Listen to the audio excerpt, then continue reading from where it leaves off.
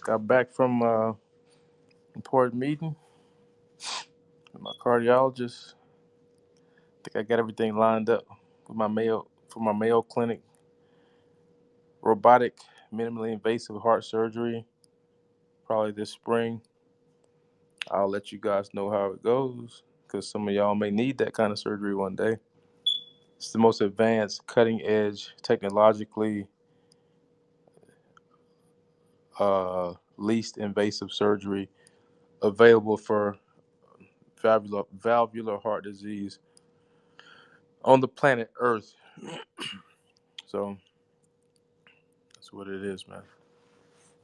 What is today anyway? I don't even know what it is, man. Monday. Oh, a manic Monday. Oh man. What am I going to What's up? What's up, viewer? I mean, you got to understand us 80s babies grew up. I went to a semi-private school, man. Cattle Magnet High School. It was a semi-private school. A lot of the kids there, most of the parents probably upper middle class. Everybody was there. It was one of the top three high schools in North Louisiana. I'm feeling great, Sanctuary. I got my surgery scheduled. I talked to my cardiologist, who already knew everything, of course, because he's my cardiologist, and he used to work for the hospital where I was at. He came to see me in the hospital. He said I couldn't really remember. He said you were asking like, "Where's Doctor Apostle? Where's Doctor Apostle?"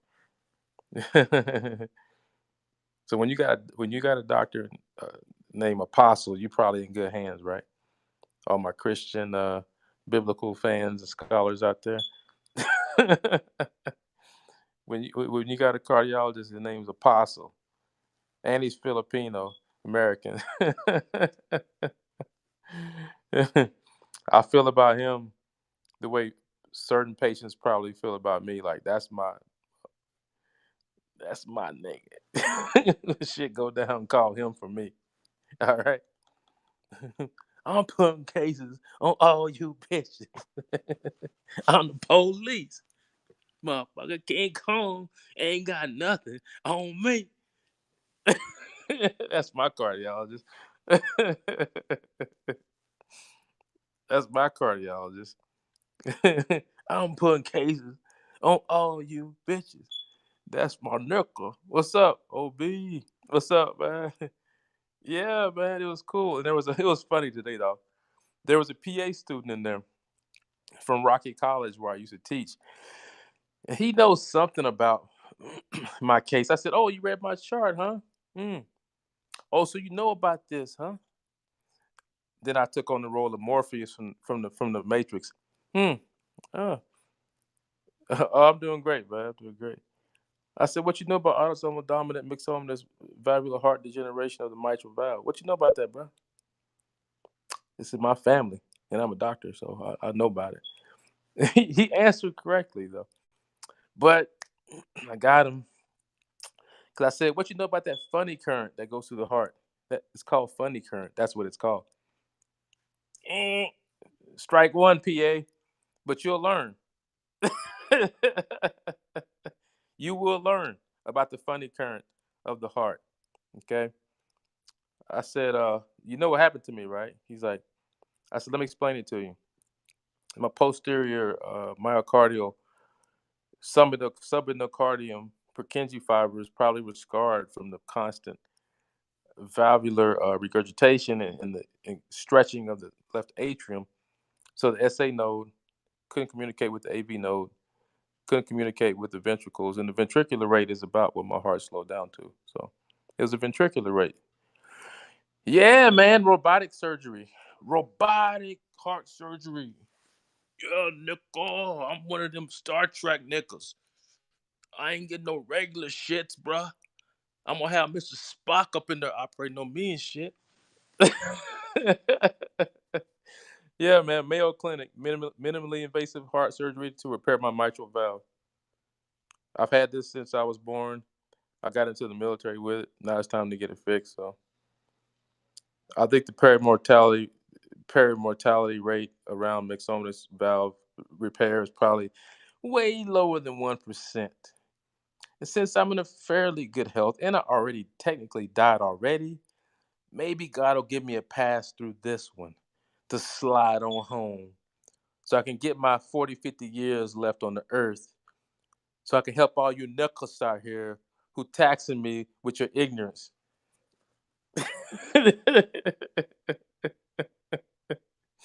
Right? Right? That's what a bodhisattva is supposed to do, right? Right. But it was funny because the PA, he was good. He was good. He was good. MVP. If any problem. Oh, well, hey, Sanctuary. Make sure you get at least one echo every 2, 3, 4 years. Oh, so news. So my clinic is really gonna open. I already signed a pre-lease agreement. It's gonna be near the Costco in Billings, Montana. So if any of y'all come to Billings, Montana, and you're near Costco and you see urgent care clinic, big ass sign next to that, that's my shit. If you got problems, come holler at a nigga. All right? Cause I got you, baby. Dean's List student in medical school. Degrees in chemistry, study physical chemistry, quantum mechanics. Also, cardiology is my specialty. Come holler at a nigga. Oh, for my African American friends. For my African American friends. The first black doctor to open up a private clinic in Billings, Montana, historically. I'm just letting y'all know the record because the white folks ain't gonna write it in the books. So we have to do it orally like this, right? My father was the first black policeman. I was the first African American hospitalist in the state of Montana. I started the hospitalist program at St. Vincent's Clinic. And guess where I ended up when I got sick at St. Vincent's Clinic? Karma is a motherfucker, ain't it? It's beautiful. It's beautiful. All the sacrifices that I made. And it's funny. Let me tell y'all why it's funny. Because when they flew me out of the hospital, up on the reservation, they were calling all over the place. They were calling Miles City, then they called Billings Clinic. The airplane from this place didn't want to come. And the place where I used to work and did all of that hard work for them, St. Vincent's, a Catholic hospital, that's where I ended up going. And that's where all the doctors that I'm familiar with, I'm friends with, used to work. Dr. Rob Terry, cardiologist I've known for 20 years, Dr. Apostle, blah, blah, blah, blah, blah. Oh, baby, baby, this is what it looks like. Or if you're a negative person, it looks like that. So karma's real, man. It's real. It's real. Real, REAL, really entails all of life. Karma, real, really entails all of life.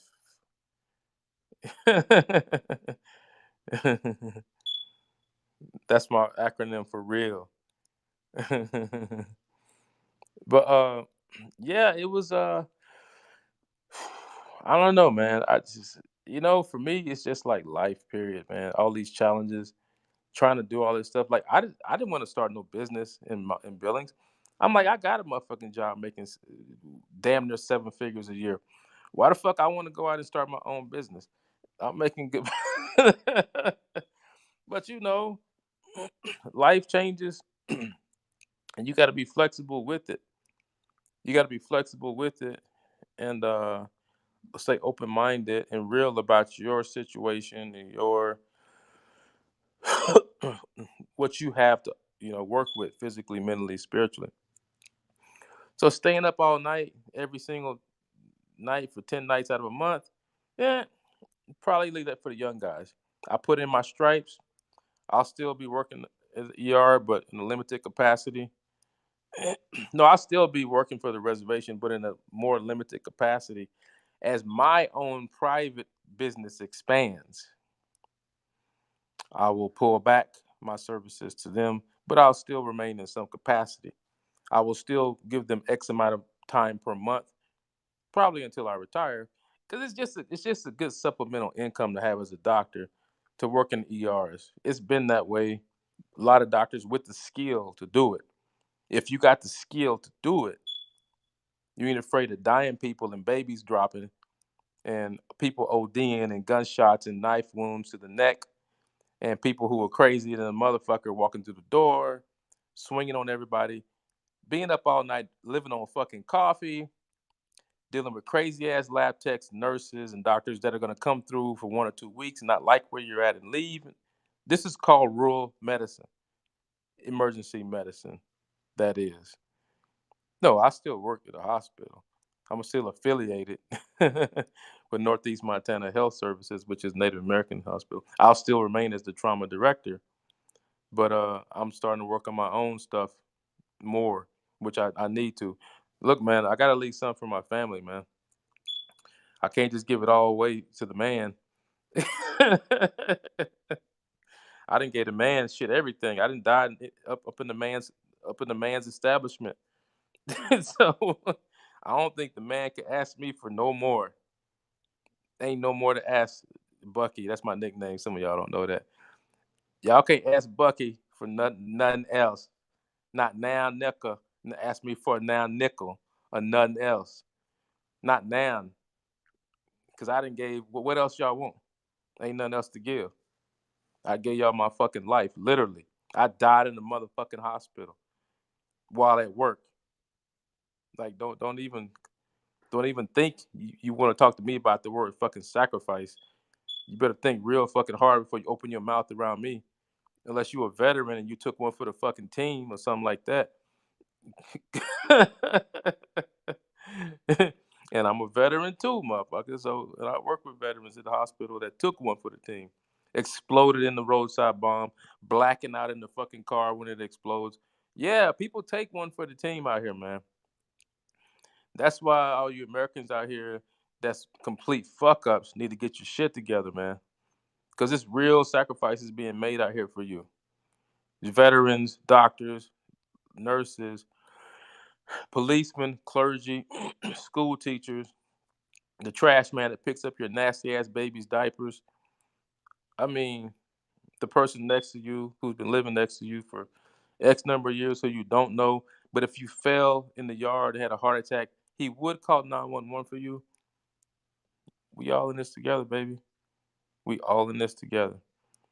And all of this manifest destiny, Genghis Khan bullshit that we still dealing with in American politics and all of that, it's gonna take each one of us.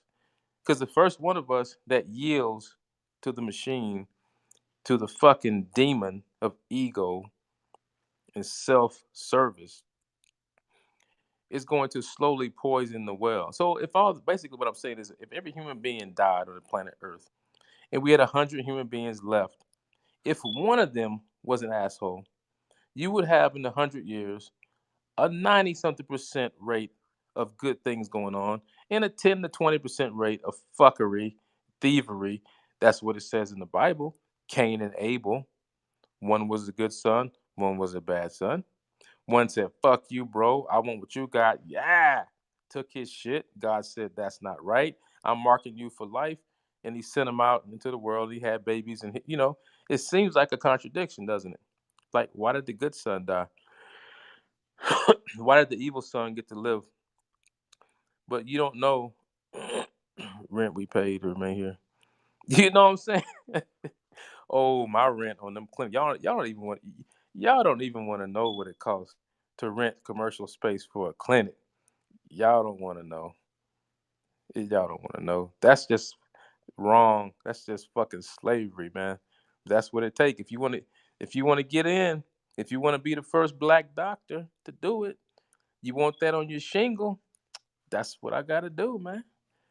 I gotta do what other niggas don't want to do. I came up here to Montana, living in the fucking cold for 20 years.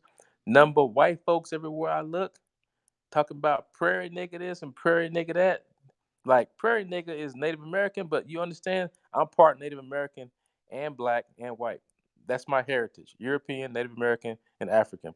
So talking that shit around me might get your jaw clipped for real, man. You might get your jaw motherfucking snapped to one side, man, with that knockout overhand right. Cause this overhand right I got, I guarantee you a big motherfucker will go down. I told y'all I fought in the ring, mixed martial arts, man. I was knocking motherfuckers out, bro. No cap. Go ask the people I trained with about my second fight. Ask them what they saw.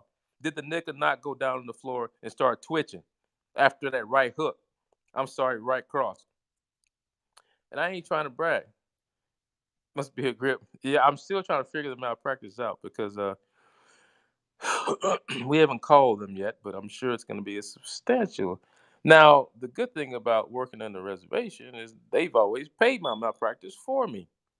One of the benefits that I didn't want to give up. But sometimes you got to put on your big boy pants, your big boy drawers, strap up when you're dealing with all these unknown forces out here.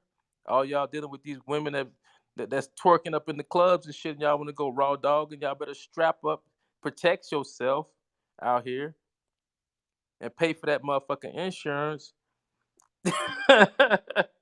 Cause people out here is crazy, man. You don't know who gonna come in there. Oh Lord, he killed my baby. The big kahuna. Yeah, you already know. Look, I smoke Cohibas, baby. That's all I ever smoke, cigars. If it ain't fucking Cuban, don't even bring the motherfucker in my face. All right? Like, people, is swag bad? No, not necessarily. I was talking to the medical student today about why I wanted to have robotic surgery. I said, look, bro, I drive a Porsche, okay? My background is in chemistry, physics, and I'm an artist.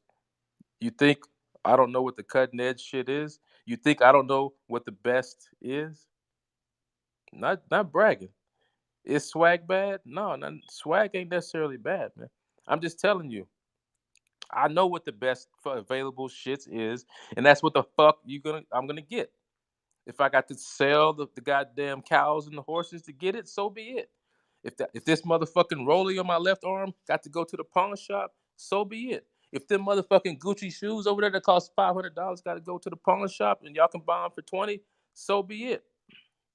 If that motherfucking Porsche out there got to go back, so be it. This will happen.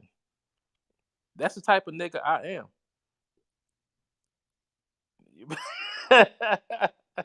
Yeah, I be driving a Porsche up on the res, man. I mean, look, bumping them motherfucking Bose speakers, playing that Black Rob, rest in peace, playing that DMX, rest in peace. I know who my brothers are, man. I'm a real hip hop artist.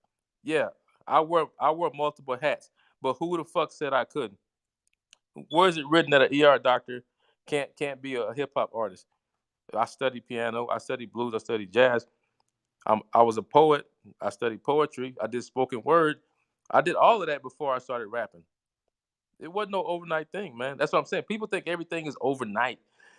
That's why I hate pop culture, man. You roll on the floor laughing. Since you already know I ain't got no sense, man. So y'all get me. See, I don't usually get started on here. I usually stay formal, but I'm in a good mood today because you know I woke up alive, breathing. Got big fat ass bands in my pocket. I know I'm blessed. I don't always say it, but of course I know. I tell people what the fuck I think about them when I want, anytime I want. Go ask my cardiologist. I went in there and told him what the game plan was. He already knew, and I already knew. I told the medical student, this how motherfucking bosses communicate. You understand this? Like 10 words pass between us. We done, bro. I can walk it the fuck out the door. Shit's gonna be done. Rough Rider, Rough Rider, man. Rest in peace, man. What the brother have? Strokes, yeah. DMX had multiple strokes. He had multiple strokes. Hey, you talking to another hip hop underground artist here who died recently? So I mean, that shit to me is realer than real, man. Like you don't know when you're gonna go, man. You literally don't know. I didn't think I was gonna be standing in the middle of the hospital and just drop to the fucking floor. No, it wasn't from the vaccine. No, no. You know how I know that? Because there's no way a vaccine is going to be able to affect the electrical activity of my heart if I'm not sick. That's just a statement a doctor can make with 100% surety because of our backgrounds and training in chemistry, physics, biology.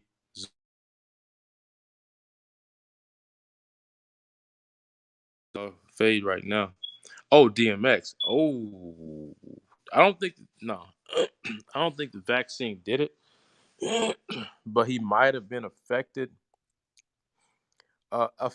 initially. Maybe he had a few side effects, but I need his exact case before I can really comment on it specifically.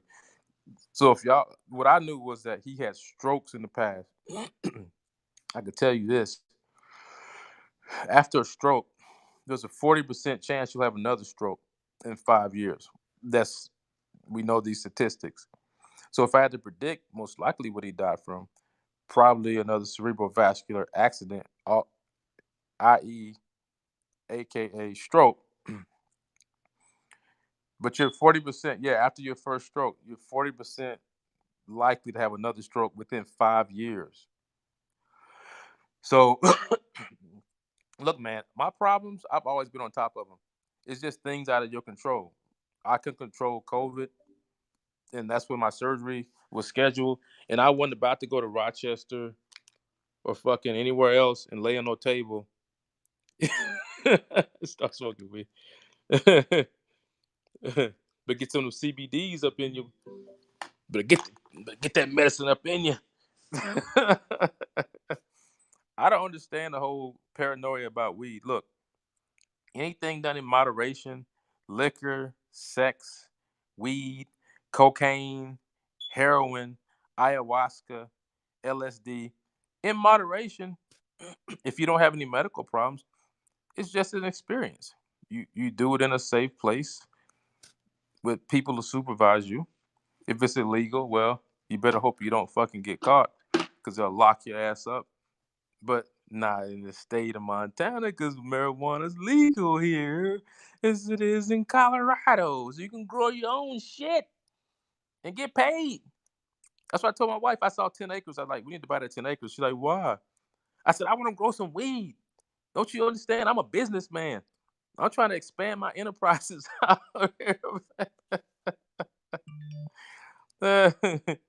She don't understand. She don't understand.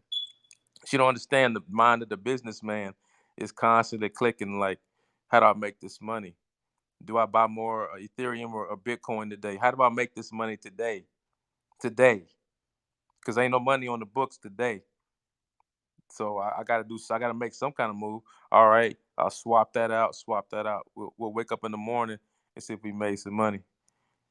Yeah, man, but she don't. She thinks 10 acres of farmland costs $1 million. Like ain't nobody paying no fucking $1 million for no 10 acres of land. I said, what you gonna grow on there? A fucking 2 bushels of corn?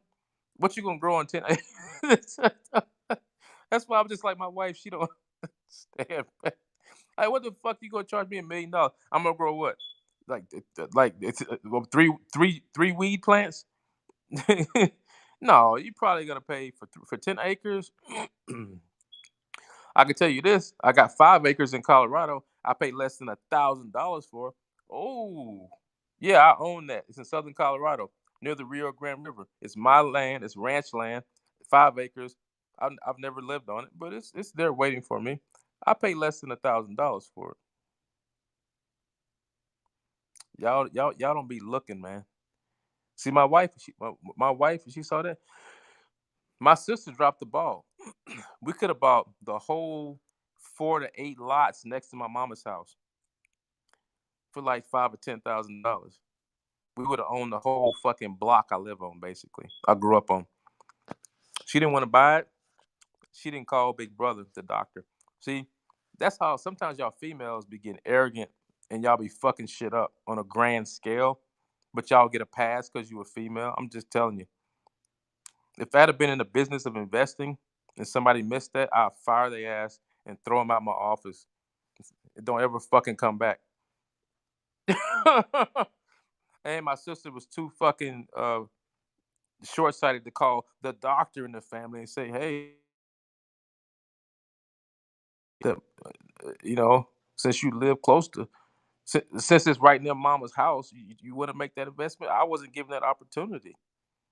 I wasn't given the opportunity. You see how black folks sabotage each other? I'm just giving y'all real nigga shit today, man. Real swag, real nigga shit.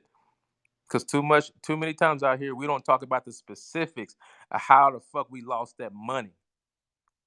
So I'm telling y'all how we lose that fucking money.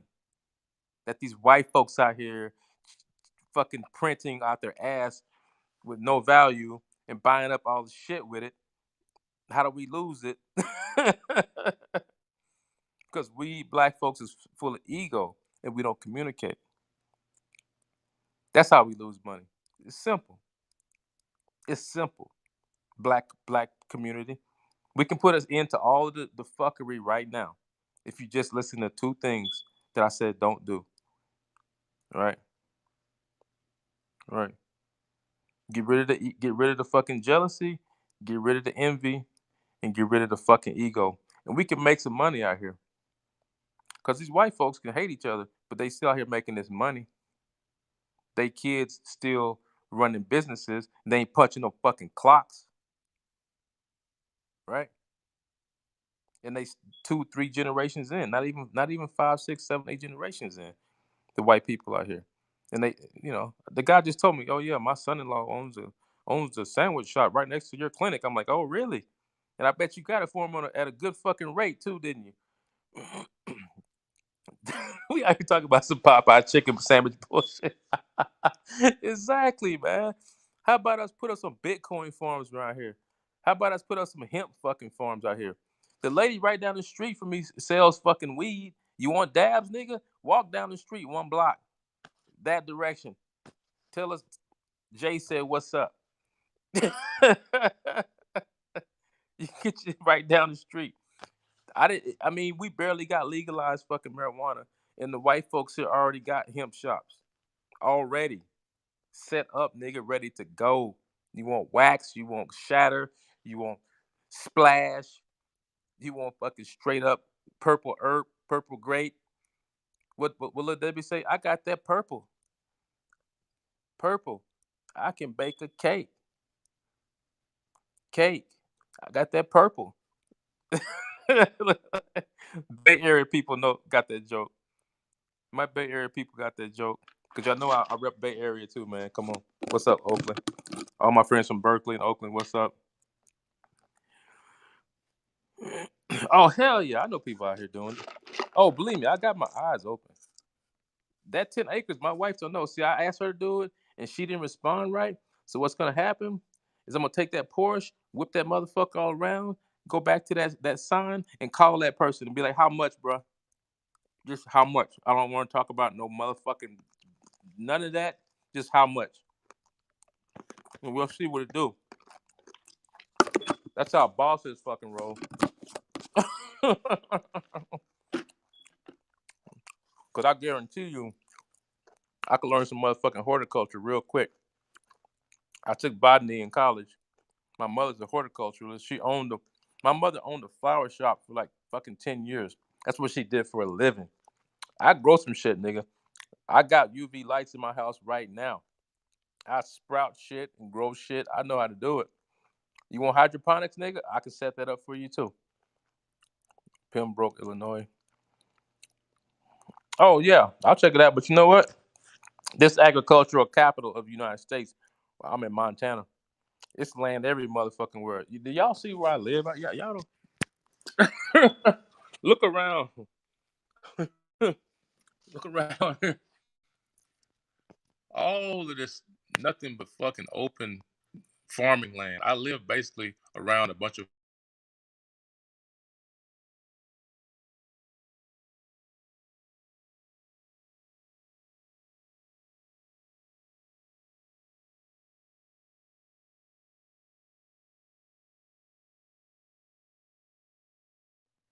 Is it still going?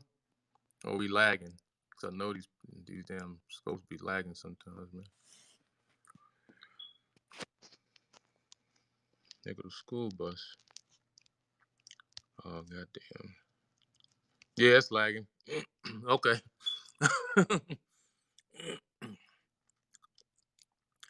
I got that purple. Great. I can bake a cake. I can bake a cake. Oh, okay. At least you can hear me. I was trying to show y'all the area I live in. You can actually see the mountains from here. I'm not sure what mountain range that is. You can see it from where I live. This is an undeveloped part of Billings, the west side of where I live. Mostly farms over here. They're turning it into commercial real estate now, houses. Since y'all don't want to live in the big cities no more, y'all want to come live with us po folks up here in the west. Be around the black cowboys and the white ones too.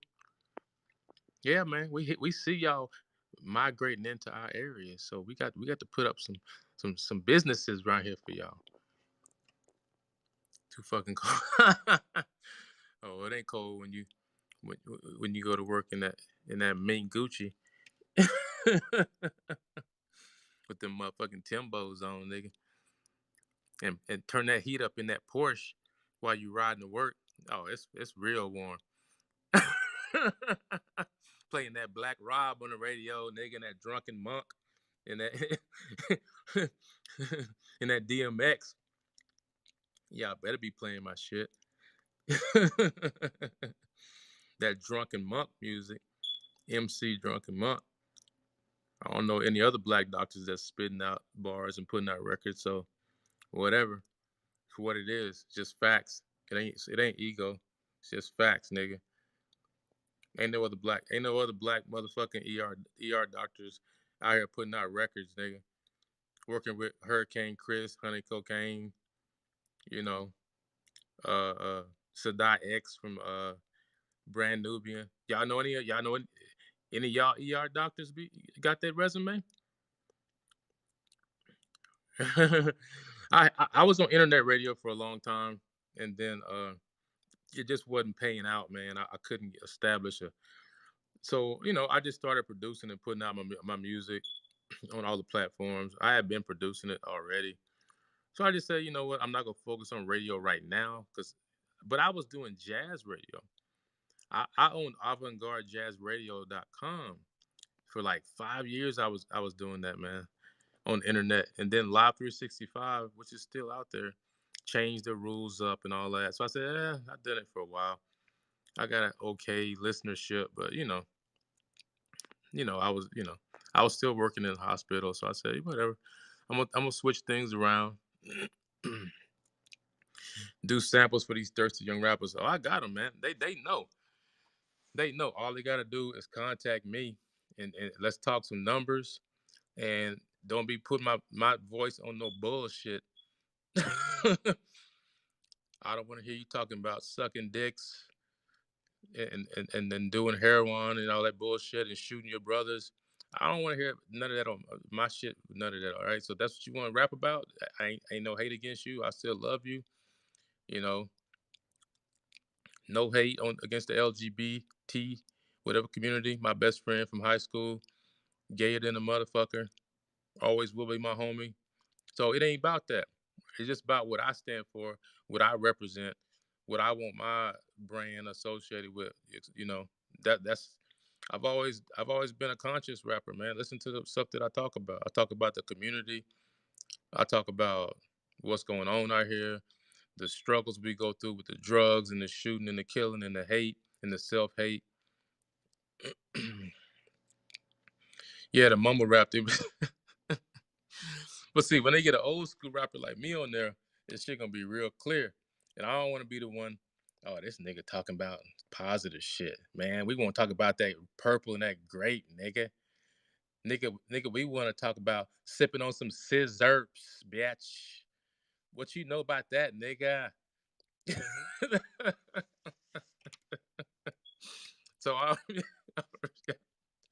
you know, I just trying to keep shit 100, man. Y'all motherfuckers want 85 and 73. 62.4569832 36 44 88 Dun, dun, dun, dun, dun, dun. Yeah, niggas be I'm on fire every day, man. I just restrain myself. This is the way my mind works constantly. It's just the way my mind works constantly. Like she said, I could be on the radio. Yeah, I used to have a radio station on the internet. I used to have my own radio station, avantgardejazzradio.com. And listen to nothing but that smooth jazz, bebop, avant-garde jazz, and blues, and some R&B. And a couple of choice rap tunes, some from my own discography, of course. Some from my own catalog. Why wouldn't I put that on there? It's my radio station. Shout out to Chris Boykins in Atlanta, Georgia, the Atlanta internet radio station that put me on when I made my record with Hurricane Chris. I was getting some play around Atlanta, GA, because of Chris. Is it Chris Boykins? Oh, Atlanta ATL Web Radio. That's who it is. Chris Boykins, I think, owns a black magazine I was on the cover of back in the day. I was on the cover of Stardom Magazine 101. Drunken Monk was on the cover, but my other homie from Atlanta, he just did a radio spot for me, got me some strip clubs to do videos in, showed me Number Love, played my Hurricane song locally, played it on the radio. I got Number Love from the ATL, man, and I got nothing but love for my brothers and from the ATL. My ex-girlfriend was a doctor out there. Shout out to her. If she ever hear this, Number Love for you. Sorry our lives went different directions, but still number love. Cause that's how real niggas roll.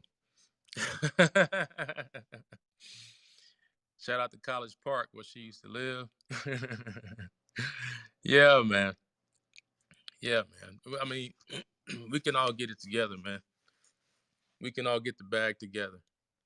It ain't gotta be, it ain't gotta be under this fuckboy shit.